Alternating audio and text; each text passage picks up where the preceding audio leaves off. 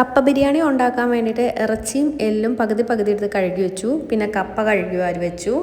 അതിൻ്റെ കൂടെ തന്നെ ചെറിയ ഉള്ളി, സവാള, കറിവേപ്പില, ഇഞ്ചിയും വെളുത്തുള്ളി, പച്ചമുളക്, പകുതി നാരങ്ങ, കൂടെ ഇച്ചിരി മല്ലിയിലയും അതിൻ്റെ കൂടെ തേങ്ങ ചിരകിയതു കേട്ടോ. പിന്നെ മല്ലിപ്പൊടി, മുളക് പൊടി, ഗരം മസാല, മഞ്ഞൾപ്പൊടി, അതിൻ്റെ കൂടെ കുരുമുളക് പൊടിയും കൂടി വേണം. അതുപോലെ കുറച്ച് ഉപ്പ്, കടുക്, പിന്നെ കുക്ക് ചെയ്യാൻ വേണ്ടിയിട്ടുള്ള വെളിച്ചെണ്ണ. അപ്പോൾ സാധനങ്ങളെല്ലാം റെഡിയാക്കി വെച്ചിട്ട് കുക്കിംഗ് തുടങ്ങും കേട്ടോ. കുക്കറിൽ വെളിച്ചെണ്ണ ഒഴിച്ച് അത് നല്ലപോലെ ചൂടായി കഴിഞ്ഞപ്പോൾ ഇഞ്ചിയും വെളുത്തുള്ളിയും അതിലേക്കിട്ട് പതുക്കെ ഒന്ന് മൂപ്പിച്ചു. അതിൻ്റെ കൂടെ തന്നെ സവാള അരിഞ്ഞു വെച്ചത്, അതുപോലെ ചെറിയ ഉള്ളി അരിഞ്ഞു വെച്ചത്, പിന്നെ നമ്മൾ പച്ചമുളക് കട്ട് ചെയ്ത് വെച്ചത്, അതെല്ലാം അതിലേക്ക് ഇട്ടിട്ട് നല്ലപോലെ ഒന്ന് വഴറ്റിയെടുക്കണം. അതുകൾ വഴറ്റി കിട്ടാൻ കുറച്ച് സമയം എടുക്കും കേട്ടോ. അപ്പോൾ നല്ലപോലെ അടുക്കി പിടിക്കാതെ ഇളക്കി കൊടുത്ത് നല്ലപോലെ അതൊന്ന് വഴറ്റിയെടുക്കാം. അപ്പോൾ പെട്ടെന്ന് വഴറ്റി കിട്ടാൻ വേണ്ടിയിട്ട് ഇത്തിരിക്ക് ഉപ്പും കൂടി ഇട്ടിട്ട് പതിയെ ഒന്ന് അടച്ച് വെച്ച് വഴറ്റിയെടുക്കുക കേട്ടോ ചെയ്തേ. ഇതിന് പകുതി എല്ലും പകുതി ഇറച്ചിയാട്ടോ എടുത്തേ. അത് നല്ല ടേസ്റ്റ് ആയിരിക്കും അങ്ങനെ കഴിക്കാൻ നേരത്തെ കുറച്ച് എല്ല് കടിക്കാൻ വേണ്ടിയിട്ട്. അതുകൊണ്ടാട്ടോ അങ്ങനെ ചെയ്തേ.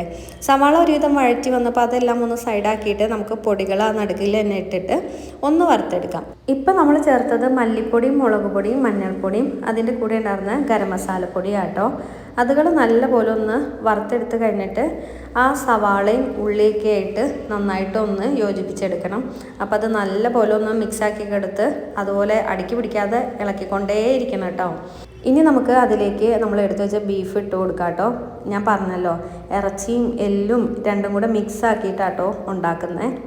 എന്നിട്ട് അത് ആ മസാലയും സവാളയും ഉള്ളിയൊക്കെ ആയിട്ട് നന്നായിട്ടൊന്ന് ഇളക്കി യോജിപ്പിച്ചെടുക്കുക.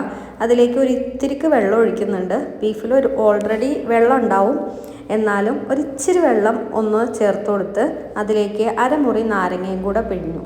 ഇനി നമുക്ക് ആ ബീഫ് ഒന്നും കൂടി ഒന്ന് ഇളക്കി നന്നായിട്ട് യോജിപ്പിച്ചിട്ട് കുക്കറിൻ്റെ മൂടി അങ്ങ് അടച്ചേക്കാം. ഇനി ബീഫ് നല്ലപോലെ വെന്ത് കിട്ടുമ്പോഴേക്കും കപ്പയും കൂടെ വേവിക്കണം. അപ്പോൾ നമുക്ക് അടുത്ത അടുപ്പിൽ കപ്പയും കൂടെ വേവാൻ വേണ്ടിയിട്ട് വെച്ചിട്ടുണ്ട്. അപ്പോൾ കുക്കറിൽ ഒരു 5-6 വിസിൽ അടുപ്പിച്ചു കേട്ടോ, നന്നായിട്ട് വെന്ത് കിട്ടാൻ വേണ്ടിയിട്ട്. എന്നിട്ട് അത് മാറ്റി വെച്ചിരുന്നു. കപ്പയുടെ വെള്ളം തിളച്ച് വന്നപ്പോഴേക്കും അതിലേക്ക് ആവശ്യത്തിനുള്ള ഉപ്പ് ഇട്ടിട്ട് ഒന്ന് അടച്ച് വെച്ച് കപ്പ നല്ലപോലെ വേവിച്ചെടുത്തു. കപ്പ നല്ലപോലെ വെന്ത് കഴിഞ്ഞപ്പം അത് അരിപ്പയിലേക്ക് ഒഴിച്ചിട്ട് വെള്ളമൊക്കെ ഊറ്റിക്കളഞ്ഞ് മാറ്റി വെച്ചായിരുന്നു. ഇനി നമുക്ക് ഒരു പാൻ അടുപ്പത്തേക്ക് വെച്ച് അതിലേക്ക് കുറച്ച് വെളിച്ചെണ്ണ ഒഴിച്ചു കൊടുക്കുക. അത് നല്ലപോലെ ഒന്ന് ചൂടായി വരുമ്പം കുറച്ച് കടുക് ഇട്ട് കൊടുക്കുക. കടുക് പൊട്ടിക്കഴിഞ്ഞിട്ട് അതിലേക്ക് കറിവേപ്പിലയും കൂടി ഇടുക. എന്നിട്ട് നമ്മൾ ചിരകി വെച്ച ഒരു ഇച്ചിരി തേങ്ങ ഉണ്ടല്ലോ, അത് അതിലേക്ക് ഇട്ട് നന്നായിട്ട് ഒന്ന് വറുത്തെടുക്കണം. ഒരു ഗോൾഡൻ ബ്രൗൺ കളറാവുന്ന വരെയും തേങ്ങ നന്നായിട്ട് മൂപ്പിച്ചെടുക്കണം കേട്ടോ. നമുക്കിത് ആ കപ്പയിലേക്ക് ചേർക്കാനുള്ളതാണ്. അത് ഗോൾഡൻ ബ്രൗൺ ആയി കഴിയുമ്പം അതങ്ങ് വാങ്ങി വെച്ചേക്കാം. അപ്പോഴേക്കും നമ്മുടെ ബീഫ് നന്നായിട്ട് വെന്ത് കിട്ടിയിട്ടുണ്ടാവും.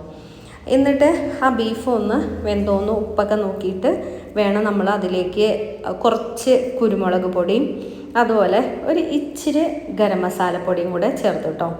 ഈ ബീഫിൻ്റെ ടേസ്റ്റൊക്കെ നോക്കിയിട്ട് വേണം കേട്ടോ ഇതെല്ലാം ചേർക്കാൻ. അപ്പോൾ കുരുമുളക് പൊടി ചേർത്തിട്ടുണ്ടായിരുന്നില്ല, അതുകൊണ്ട് തന്നെ കുരുമുളക് പൊടി ലാസ്റ്റ് ചേർത്തു. പിന്നെ അതിലേക്ക് നമ്മൾ വേവിച്ച് വെച്ച കപ്പയും കൂടി ഇട്ട് കൊടുത്തു. അത് കഴിഞ്ഞിട്ട് നമ്മൾ തേങ്ങ വറുത്ത് വെച്ചില്ലായിരുന്നോ, അതും കൂടെ അതിന് മുകളിലേക്ക് ഇട്ട് കൊടുത്തു. എന്നിട്ട് പിന്നെ നമ്മൾ എടുത്ത് വെച്ച ഒരു മല്ലിയില കട്ട് ചെയ്ത് വെച്ചിട്ടുണ്ടായിരുന്നു, അത് അതിൻ്റെ മുകളിലേക്ക് ഇട്ടിട്ട് പതിയെ ഒന്ന് അടച്ച് വെച്ച് ആ മല്ലിയില ഒന്ന് വാടണ ആ ഒരു പരുവം മതി, ഒന്ന് അടച്ച് വെച്ചേക്കാം. എന്നിട്ട് ചൂടാറുന്നതിന് മുമ്പ് തന്നെ അത് ഓപ്പൺ ചെയ്ത് നന്നായിട്ട് മിക്സ് ചെയ്യുക. കപ്പയും ബീഫും എല്ലും അതുപോലെ ആ മല്ലിയിലയും എല്ലാം കൂടെ നന്നായിട്ട് ഇളക്കി യോജിപ്പിക്കുക. ഈ കപ്പയും അതുപോലെ ബീഫും എല്ലൊക്കെ നന്നായിട്ട് ഉടഞ്ഞ് കിട്ടാൻ പാകത്തിന് നന്നായിട്ട് മിക്സ് ചെയ്ത് കൊടുക്കുക. നമ്മൾ ആ തവി കൊണ്ട് നന്നായിട്ട് കുത്തി കുത്തി നല്ല പോലെ ഒന്ന് മിക്സ് ആക്കി എടുക്കാം.